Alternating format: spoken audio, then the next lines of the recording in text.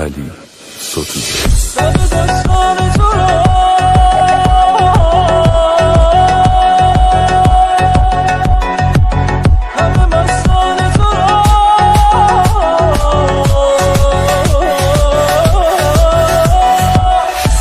دستان تو را همه مستان تو را، موی افشان تو را جمله خریدارم، که به هر جای تو را دیده ام و وای تو را، غم دلخواه تو را در دل و جان دارم.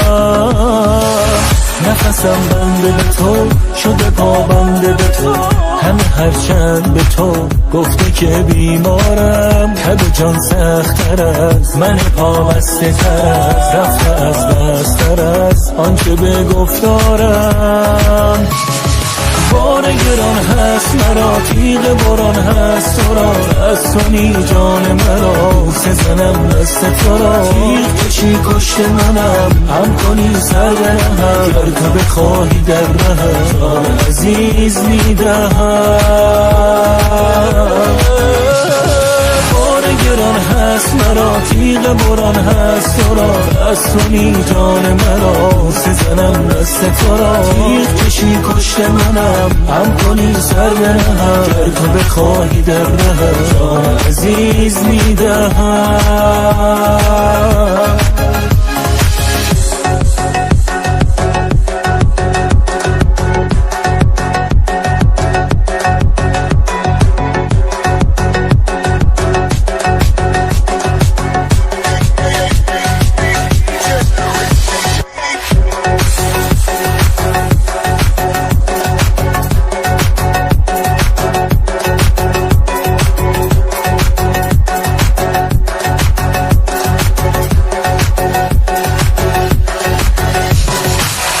به دستان تو را همه مستان تو را، موی افشان تو را جمله خریدارم، که به هر جای تو را دیده ام و وای تو را، غم دلخواه تو را در دل و جان دارم.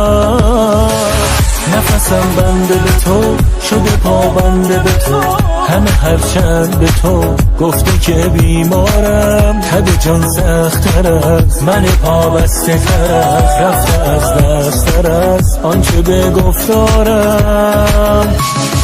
بار گران هست مرا تیغ بران هست تو را، از تو نی جان مرا سزنم دست تو را، تیغ کشی کشت منم هم کنی سر برهم، گر تو بخواهی در رهم جان عزیز میدهم.